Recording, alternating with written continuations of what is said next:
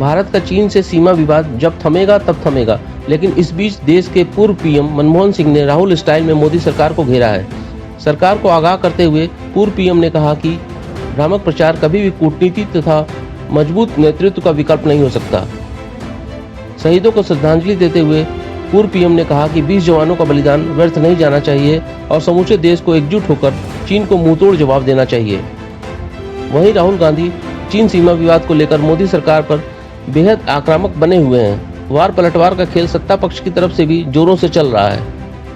आपको बता दें कि LAC में 20 जवानों की शहादत के बाद सर्वदलीय बैठक हो चुकी है, जिसके बाद पीएम मोदी ने कहा कि न तो कोई हमारी सीमा में घुसा है और न कोई पोस्ट किसी के कब्जे में है। जिस पर राहुल ने सवाल उठाया था और मोदी सरकार से पूछा था कि अगर वह जमीन चीन की थी जहां भारतीय जवान शहीद हुए तो भारत सरकार बताए हमारे सैनिकों को क्यों मारा गया, उन्हें कहां मारा गया। जिस पर गृह मंत्री अमित शाह ने पलटवार करते हुए जख्मी सैनिक के पिता का वीडियो रीट्वीट किया था। उधर बीजेपी के राष्ट्रीय उपाध्यक्ष विनय सहस्त्रबुद्धे ने राहुल गांधी के नाम खुला खत लिखा है। राहुल पर हमला बोलते हुए बीजेपी राष्ट्रीय उपाध्यक्ष ने कहा अपनी राजनीतिक रोटियां सेकने के लिए 1-2 वाक्यों का ट्वीट कर पीएम को ही कायर बताकर राहुल ने देश भावना का अपमान किया है। वहीं रविवार को राहुल मोदी सरकार पर और ज्यादा आक्रामक हो गए। सरकार पर हमला बोलते हुए राहुल ने ट्वीट कर लिख दिया कि नरेंद्र मोदी असल में सुरेंद्र मोदी हैं। दरअसल राहुल गांधी ने जापान टाइम्स के एक लेख को साझा करते हुए ये लिखा था। बता दें कि जापान टाइम्स में भारत की मौजूदा नीति को चीन की तुष्टीकरण वाला बताया गया है, लेकिन राहुल इस ट्वीट में स्पेलिंग मिस्टेक कर गए।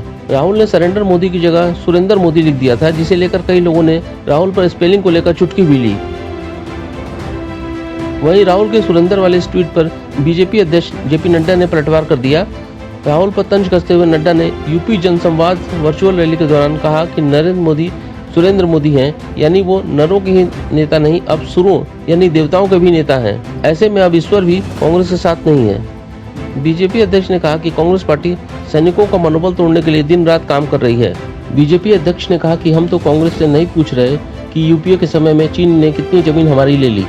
बहरहाल चीन सीमा विवाद पर देश में सियासत जोरों पर है और वो आगे चलती भी रहेगी।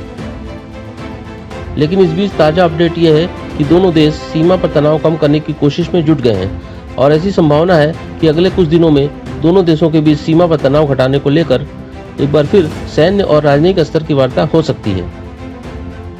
वहीं इस बीच रक्षा मंत्री राजनाथ सिंह CDS बिपिन रावत और तीनों सेनाध्यक्षों के साथ रणनीति को अंतिम रूप देकर रूस के लिए रवाना हो गए हैं, जहां वह रूस की विक्ट्री डे परेड के 75वें साल पूरा होने पर कार्यक्रम में हिस्सा लेंगे। इसके साथ ही राजनाथ वहां मौजूद कई देशों के प्रतिनिधियों के समक्ष सीमा विवाद पर चीन की चालबाजी का पर्दाफाश भी करेंगे। ताज़ा जानकारी और न्यूज के लिए सब्सक्राइब, शेयर और कमेंट करें AIV न्यूज पर, साथ ही बेल आइकन दबाना न भूलें।